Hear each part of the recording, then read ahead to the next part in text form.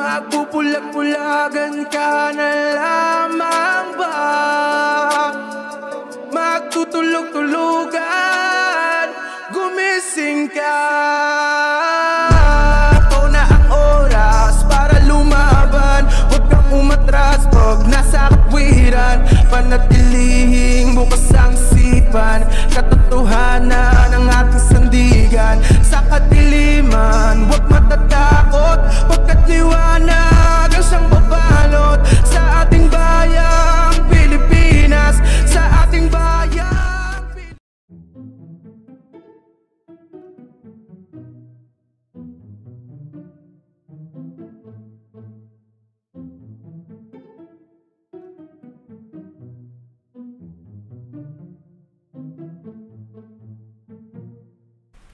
Hello, good morning or good afternoon, good evening. Depende kung kailan ko may upload to. RBS, nandiyan ka na ba? Condolence. Squeaky Pickles, get well soon. Mukhang magbabakasyon na naman pero get well soon. Si Ma'am Lenny. Hello Ma'am Lenny, kamusta na? Yung mga manok mo, kamusta na? Sir Bax Ayan, hello. Mr. Yossi, kamusta na? Sir El Jaco. At kung sino-sino pa. Yung mga regular na nanonood. Sino ba yung mga bago dyan? Si Ma'am Chin, Ma'am Wims, si Sir Peter Yan. Sino pa ba yung madalas na nandiyan sa baba? Anyway, shoutout sa inyo lahat. Ang mga pag-uusapan natin ngayon, yung mga nagva-viral sa FB. Diba? Tingnan natin nga yung ano. Ito, naku, hindi ko pa pala na pag-usapan natin yung mga nagva-viral sa FB. Unahin natin itong kilala nyo si Chinkitan, yung motivational speaker. Si Sir Chinkitan. Ito. May post siya na na nakuryente siya. Tingnan natin. Parang hindi nag-show.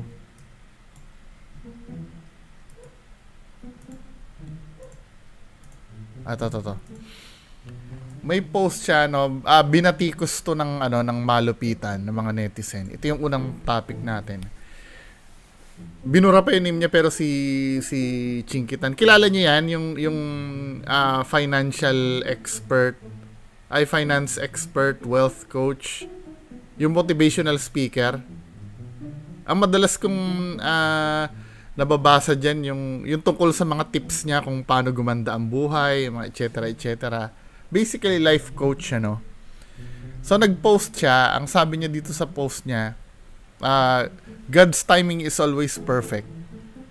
In the midst of our excitement, we were ready to go to Israel to visit the Holy Land. But just before we left, attack happened. There so we were spared. Image if war broke out when we were there. This reminds us all to trust in God's timing and goodness. Even when things don't make sense, we might question why things happen. But God is always looking out for us. Our plans might get delayed, but if we believe in God's guidance, His plan for us will come together. Unang basa mo, kahit si Squeaky Pickles nabasa niya to wala naman daw siya nakikita masama. Yes, kung iintindihin mo yung post, wala naman talagang masama talaga. Kasi ang point of view ni Sir Chinkitan ay kung paano sila iniwas. Parang anong nangyari kasi ganito buti na lang hindi tayo natuloy, no? Hindi tayo natuloy kung hindi napahamak tayo. Parang ganoon Parang sinadya ng Diyos. Kasi ganito yung ganito yung analogy diyan Parang halimbawa, papasok ka ng office isa na lang ang uniform mo na natitira. 'Di ba? Pinlansya mo na sunog. May nangyaring ganito I don't know kung ito yung totoong nangyari yung nangyari noong 9/11. 'Di ba? Basta something happened, hindi naman nasunog yung yung pinaplantsa. I mean, may something na pumigil sa kanyang pumasok during 9/11 na hindi siya nakapasok kasi yung kotse niya yata is I don't know kung narinig, hindi ko alam. I don't know kung narinig niyo na yung story na yan, kung urban legend ba yun o hindi. Sa kotse niya yata parang hindi siya nakapasok sa trabaho. Then nangyari yung 9/11 attack. Safe siya sa bahay niya. Parang ang nangyari, hindi pa tapos yung mission niya sa mundo. Parang ganun yung message na gusto niya ihatid, na parang hindi niya pa talaga time. Siguro, itong ang pangit lang kasi dito sa construction ng sentence ng statement ni Sir Chinkitan. Parang sinadya ng Diyos yung gera para hindi siya makapunta ng Holy Land. 'Di ba? Okay lang sana kung ganito Ang ginawang dahilan lang ni Sir Chinkitan, buti na lang na-deny kami, na-offload kami. Parang gano'n, no? Buti na lang na-offload kami ng ang tagal-tagal ng Bureau of Immigration sa interview. Dahil kung natuloy kami, nadami kami sa gera. Pero ang ginawa kasing dahilan ni Chinkitan kaya hindi daw siya natuloy dahil parang hinayaan ng Diyos na ito yung dating parang hinayaan ng Diyos na atakihin ng Israel para hindi sila makapunta doon. 'Di ba? Parang maling-mali talaga yung niya, maling-mali yung Pero unang tingin mo or kung iintindihin mo, mukhang wala namang masamang sinabi, pero yung parang ang dumating kasi exclusive lang kasi yung exclusive lang kasi sa kanya yung Diyos Parang yun ang dating nitong statement niya, no? Hindi, ipapaprocess ko uli sa inyo yung statement niya. Kung sa inyo okay lang to. Kasi para sinabi niya, excited na kami. Papunta na kami sa Israel daw. Then, bago kami umalis, nangyari yung gera. 'Di ba? So, nailigtas kami. Kasi kung nangyari daw yung gera na yon, bago sila makapunta doon, ma-stranded sila doon, 'di ba? Kasama sila sa baka mapahamak doon, 'di ba? Para anong nangyari, inano ng Diyos yung gera. 'Di ba? Yun lang, no? Anong tingin nyo doon? Pero tingin ko naman wala naman siyang iniisip na dito. Medyo insensitive lang kasi siya. Parang hindi niya talaga pinag-isipan yung sinabi niya. Nakalagay pa doon, no? This reminds us all to trust in God's timing daw. And goodness, even when things don't make sense. Parang tiniming talaga ng Diyos daw yung gera para hindi sila makapunta ng Israel. 'Di ba? Ang kasi doon, ang dapat ang inano mo diyan, yung gera yung iniiwasan, hindi yung gera yung nag-iwas sa'yo. Kasi ang dating dito parang sinadya ng Diyos yung gera para hindi ka makapunta ng Israel. 'Di ba? Yun lang naman. Okay lang sana kung anong dinahilan mo. Nako, na-flat kami, na-flat yung sinasakyan namin papuntang airport. Or nabangga kami. Kaya hindi kami na umabot sa flight na kami, yung pala magkakaroon pala ng gera. Okay lang sana kung ganun 'Di ba? May ibang dahilan para hindi ka nakapunta ng Israel. Anyway, ipagpatuloy natin 'to. Pero nag-issue pala siya ng nag-issue siya ng public apology. 'Di ba? Iparedeem naman natin kay Sir Chinkitan yung yung nangyari. So, ito yung, niya. Yung sinabi niya. Sabi niya gano'n, a sincere apology and reflection on my previous post. Sabi niya gano'n, I deeply regret my previous post when I expressed insensitivity regarding the cancellation of our trip to Israel. I thank you for calling my attention and I apologize for what may have seemed as a thoughtless response. I am truly sorry for any hurt or offense I caused to those affected by my words. I take full responsibility for my mistake and acknowledge that it was wrong.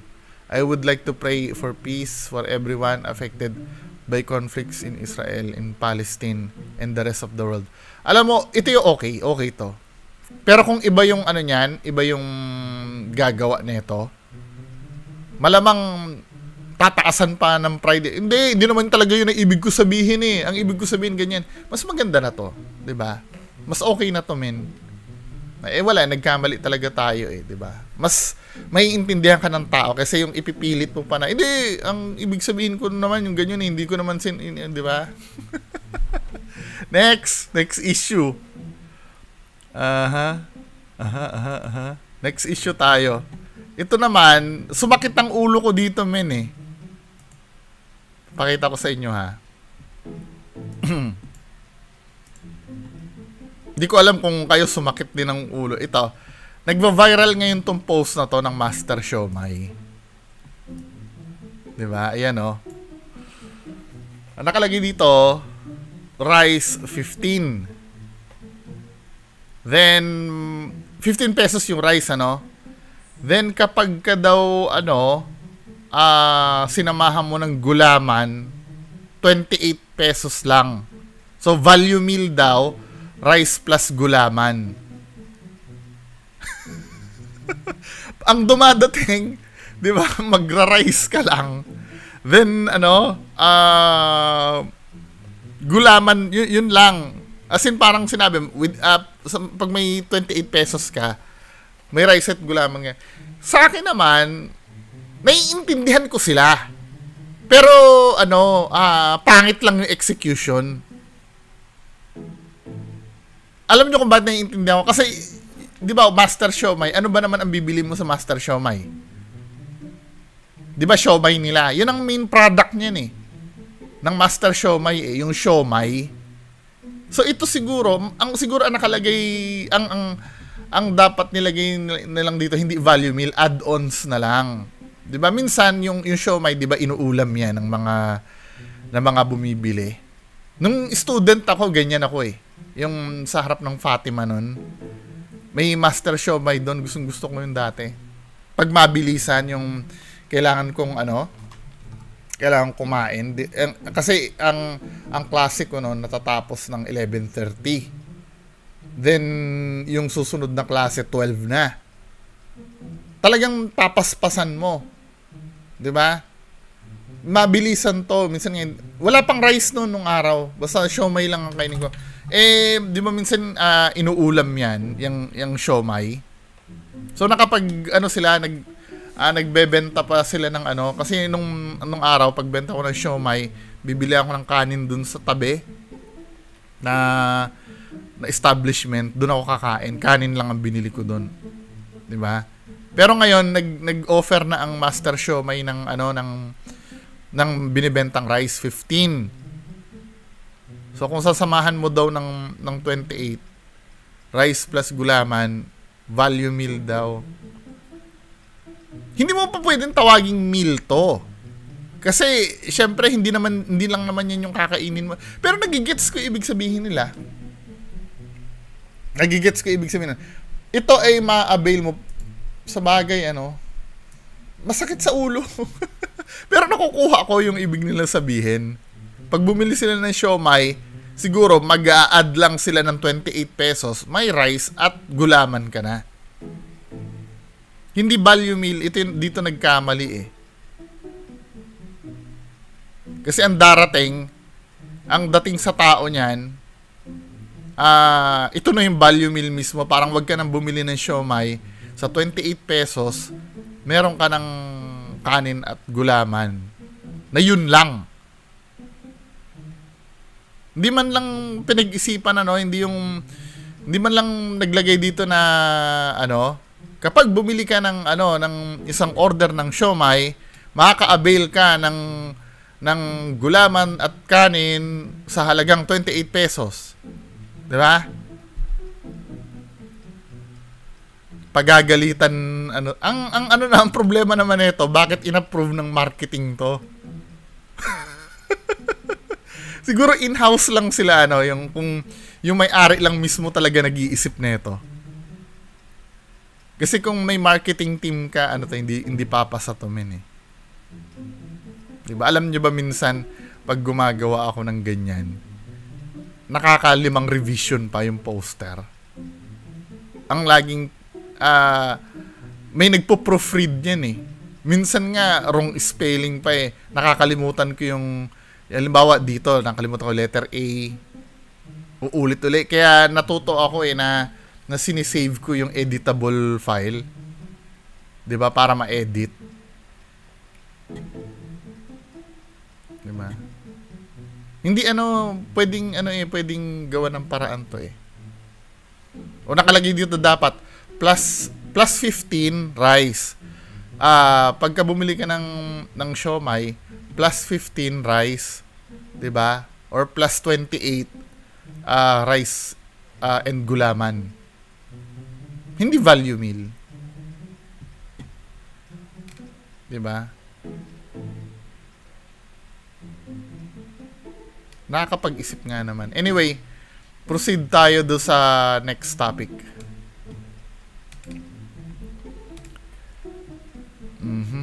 Ito naman, yung tungkol do sa customer complaint.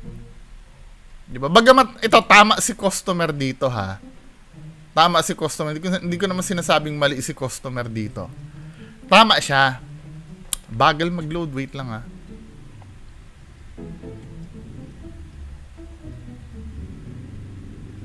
Ito, sa Ace Hardware to, eh. Kaya ako pinakialaman to kasi galing ako sa Ace Hardware to. So, ang price dito ay, tingnan nga natin.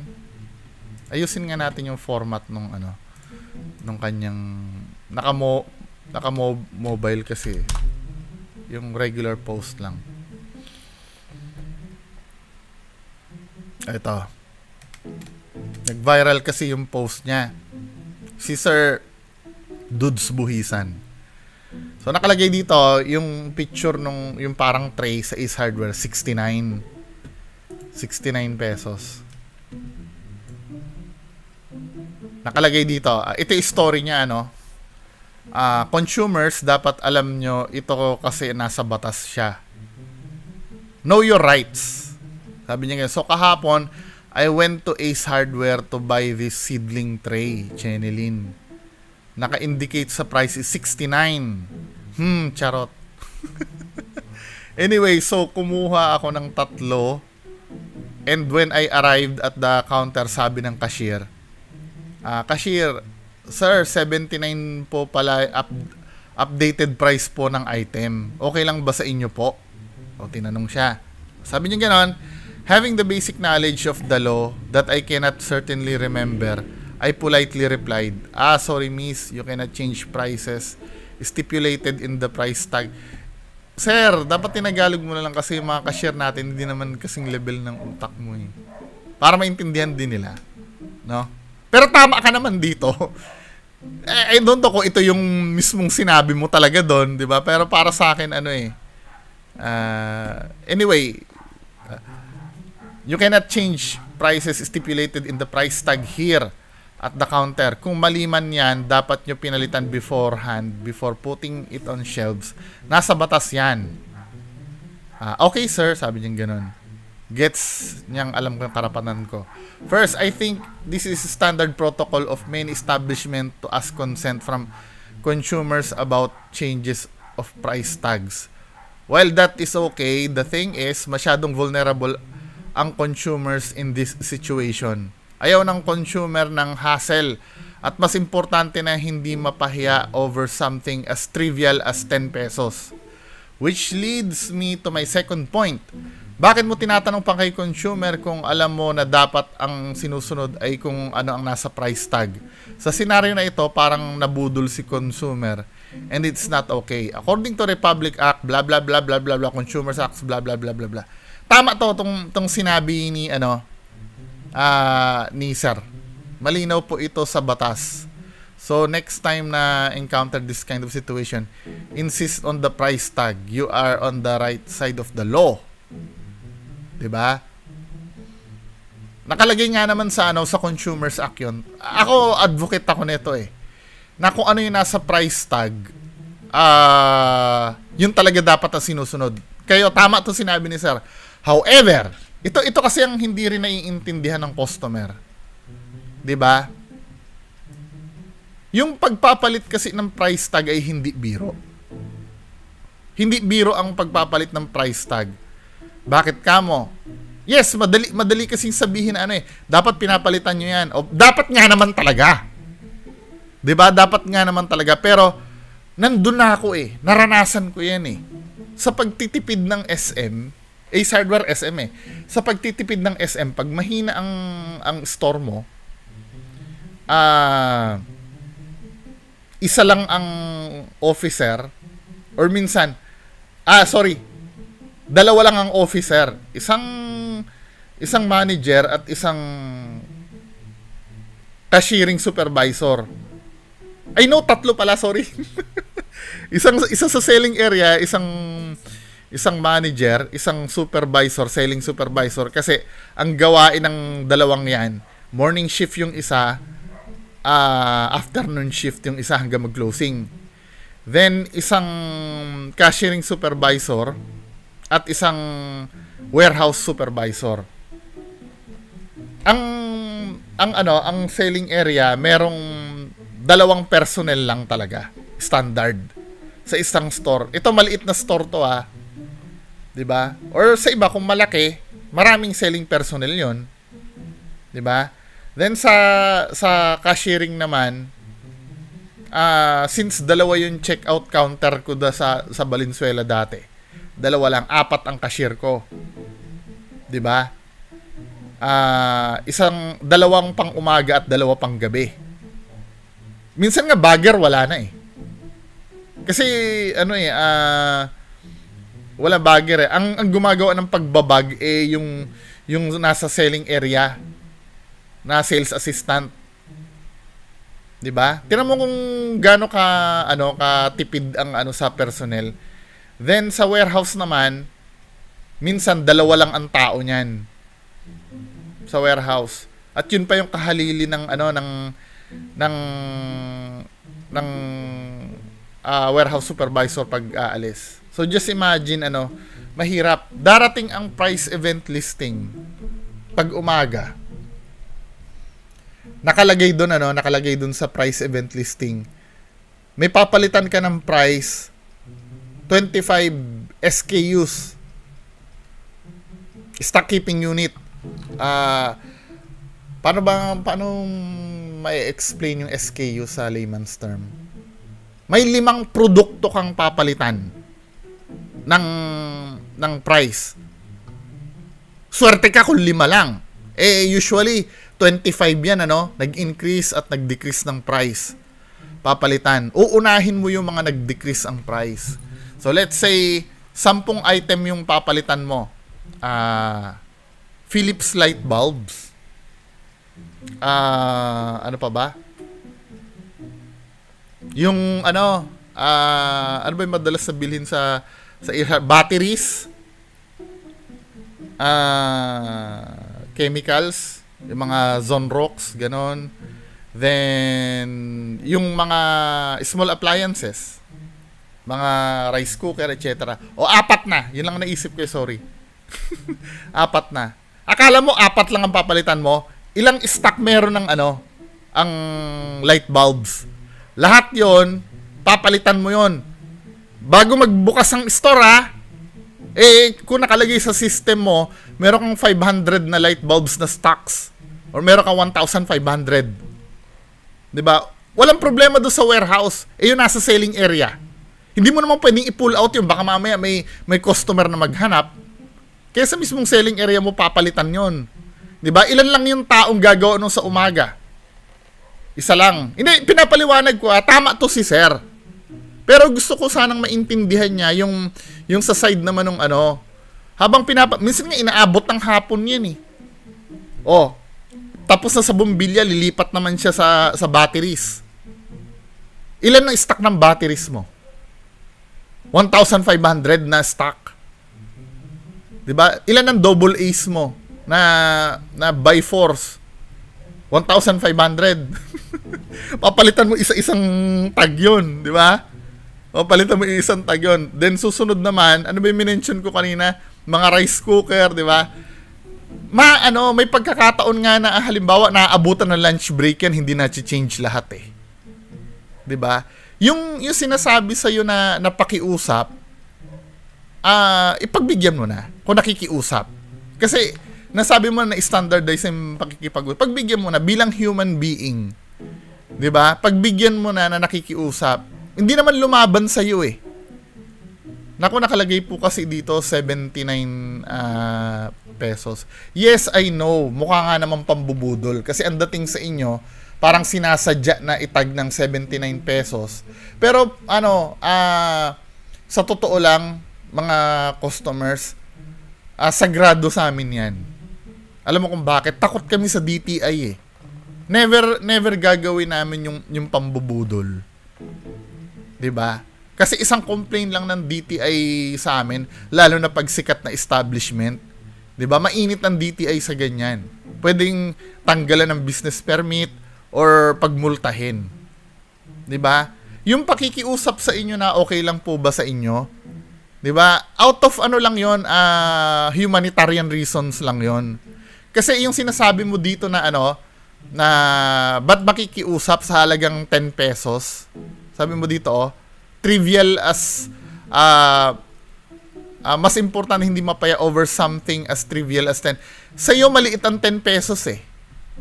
Sa iyo maliit ang 10 pesos. Halimbawa, kung lahat ay pagbibigyan, ilan sa may tinatawag kasi na ILREX eh. Ito yung ang mga pumapasok sa ILREX. Ito yung mga shorts na cost ng mga unchanged price tag. Kasi pag binaril mo yan, mga kababayan ko, katulad nito, katulad niyan. 69 pag binaril mo, 79 pesos. Ngayon, tama naman si customer. 'Di ba? Tama naman siya na dapat 69 lang ang bayaran ko, yun na nasa price tag at yun na nasa batas. Tama naman siya. Ngayon, ang problem kasi ganito. Para maging 69 pesos lang yan, i-override ng cashier yan. Ay, ng cashiering supervisor. Or minsan, on the spot ng binabayaran, nakalagay sa resibo mo, iniiwasan namin i-override eh. 'Di ba? Iniiwasan namin i-override yan. Ang nangyayari, nagpapa-short na lang yung cashier, iti-take note niya, at babayaran niya na lang sa loob ng 10 pesos para hindi siya ma-short. Kadalasan, pag wala ng pera, 'di ba, dahil sobrang daming item na pinunch na sobrang daming item na pinunch na mali ang tags. May ipon yan. Kailangan i-override nila yan para ma-modify yung lalabas sa resibo. Yun ang mahirap. Pag naipon yun, sir, just imagine, ilan ang wrong price tag na na-encounter namin sa hardware sa isang araw. Hindi lang naman isa eh. Minsan 500 yan, o 500 times 10. 'Di ba? Sa isang araw lang 'yon. O sa isang buwan, 'di ba? Sa isang buwan na minsan nga umaabot ang ILREX, alam mo sir, 20,000. Sa isang at ang gagawin sa katapusan, darating na yung memo sa amin ng ILREX, 'di ba? Pipirmahan namin lahat ng selling personnel 'yon. At paghahati-hatian namin maideduct sa sweldo namin. Kaya hindi lang yun, 'di ba? Hindi ko naman sinasabing mali ka. Tama 'yan. Advocate ako niyan eh. Na ipaglaban mo yung karapatan mo. Kaya lang syempre, 'di ba? May side din kami na hindi namin ma-explain sa iyo ng maayos. Kasi hindi naman namin pwedeng i-disclose yun sa public eh. Ngayon wala na ako sa hardware. Pwede ko nang sabihin. 'Di ba? Yun ay out of humanitarian, pagbigyan mo na, 'di ba? Wag naman masyadong batas na batas. Kasi dito sa Pilipinas, tinitipid tayo eh. Pagbigyan na natin, sir. Tama ka naman, wala akong kontra sa sinabi mo. Tama lahat ng sinabi mo. Pero pag nakiusap sa'yo, pagbigyan na natin. Diba, sir? So, mga kababayan ko, tama to lahat. Actually, ganyan din naman ako eh. Yung, alam mo kung bakit ko ginagawa yun, nilalaban ko, makaganti man lang. pag sa, alam ba, bumibili din ako, tapos mali din yung price tag, nilalaban ko din, makaganti man lang. Di ba? Pero kung titingnan mo, di ba, kung maayos, ganito kasi yan eh, no? May rule talaga kami dyan. Ako, sa akin, hindi ko naman pwedeng sabihin na ito ay rule ng buong Ace Hardware. Pero during nagmamanage ako, may rule kami dyan. Para mabawasan yung ILREX na yan. May nangyari kasi, alam niyo yung stand fan. Nung kasing bagong introductory price nun, mura talaga para maraming bumili. 1,500 lang yon. Nung bumalik na sa regular price, hindi na palitan ng price, naging 3,500 na. So just imagine, 2,000 yung babayaran sa ILREX. Di umiyak yung cashier sir. Di ang ginawa kong rule, ito makiusap kayo isa lang. Kapag hindi pumayag, wag niyo nang ipilit. Kasi pagka na-complain tayo sa DTI, yari tayo. 'Di ba? Ang hinihingi lang naman doon for humanitarian reason. 'Di ba? Hindi naman sinasabing mali kayo, hindi nyo karapatan 'yan, pero bilang human being, 'di ba? Kung kaya nyo naman, ngayon, dalawa na lang. It's either hindi nakalagay 1,500 pagbabayarin mo ka additional na pwedeng i-cancel na lang or 'di ba? Pwedeng makiusap. Pero kung hindi talaga, di go. Nasa naman 'yan eh. Kasi minsan, yung mga customer din naman kasi, naiintindihan ko din kasi kung matapang, sabi kong ganoon sa mga cashier ko, kung matapang ka makiusap, hindi ka talaga pagbibigyan niya, lambingin nyo. 'Di ba? Hindi yung kayo pa matapang, ito po nasa price Talagang mabubuwisit talaga sa iyo 'yan, 'di ba? Anyway, sana kahit paano maliwanagan kayo ng kahit konti. Yun lang po. Maraming salamat. Bye-bye.